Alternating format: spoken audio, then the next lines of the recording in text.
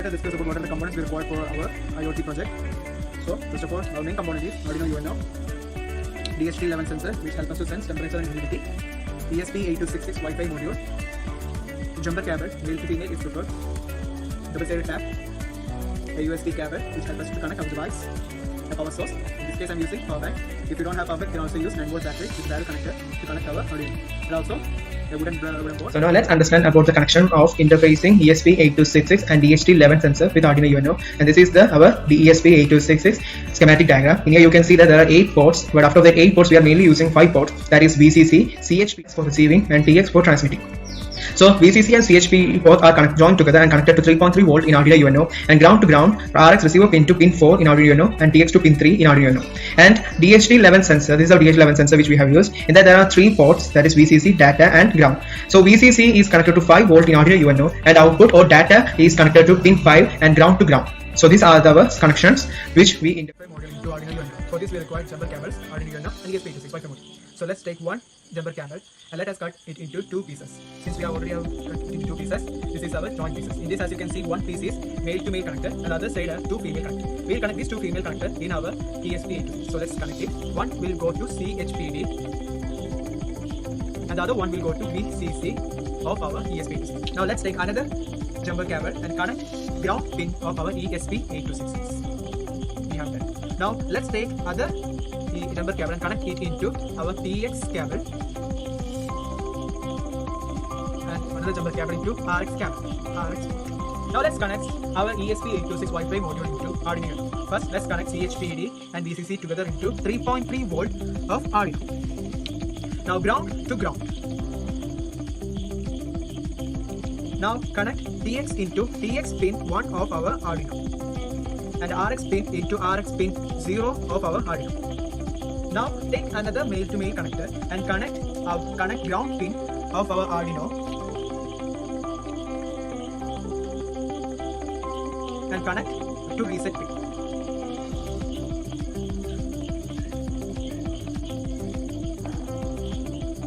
So we have connected. We are connecting this because if there is any program which we don't require here to reset it or to delete that program, we are doing it. So we have completed our connection. Now let's connect our Arduino to our computer.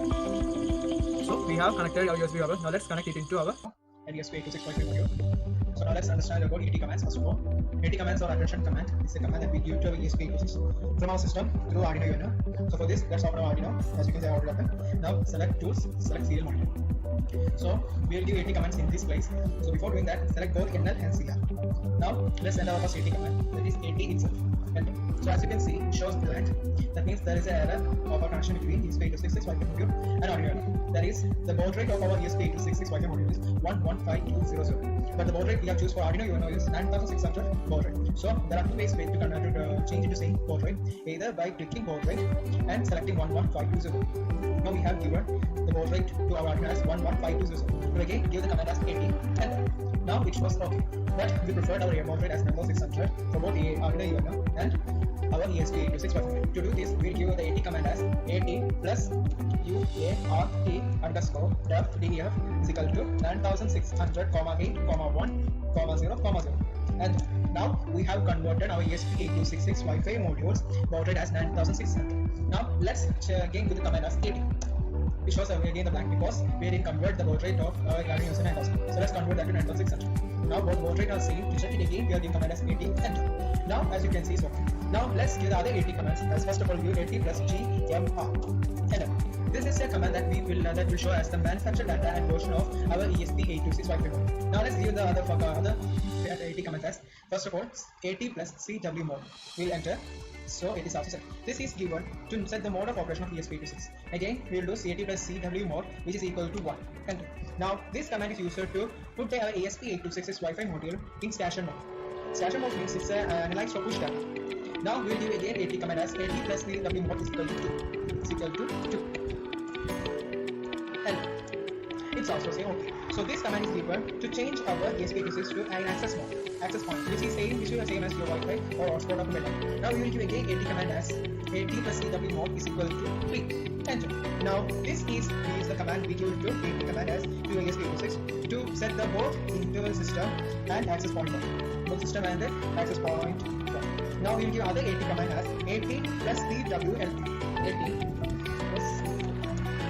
This is a command which will help us to list out all the available Wi-Fi connection or hotspot of mobile data. So as you can see, it shows as the Wi-Fi. Now let's give other AT command as AT plus CWJAP is equal to ASSID, password.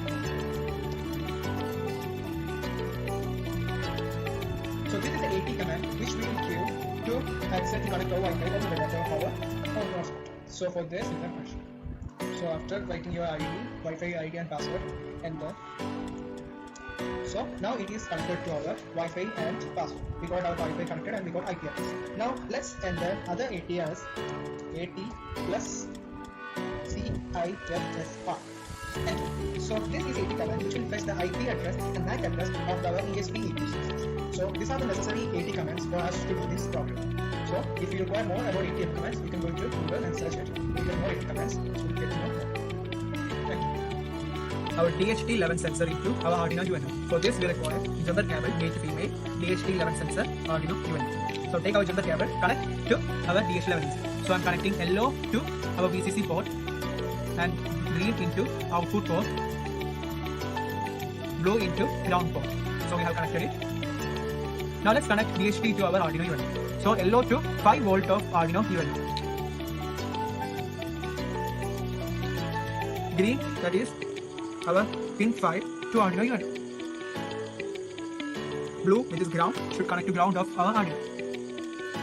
So we have completed our connection between DHT11 sensor and Arduino UNO. Now let us mount our ESP86 Wi-Fi module and DHT11 sensor into Arduino, since we have already did that. Now before our AT commands, we have connected RX and TX pin to 0 and 1 respectively. But in this, we are connecting our RX pin into pin 4 and TX pin into pin 3. Now let us connect RX port into pin 4. Then connect TX pin into pin 3 of our Arduino. So we have connected all our DHT11 sensor and ESP86 according to our schematic diagram of our connection. Okay. So after signing into our ThinkSpeak app, you can see here option for channel. Select my channels, and then you can see a new channel option. Click on new channel. Then let's create a channel. Choose a name for your project and choose IoT weather monitor. Then for the field 1, I'm selecting temperature. And to enable field 2, click on the this. Then select for humidity. So we have created 2 fields. If you want to create more fields, you can click on this. But since in this project we are only mainly using 2 fields, then click on save channel directly. So we have created our field chart. But in this field chart, you can see here access for private only. So to make it public view, so let's click on sharing.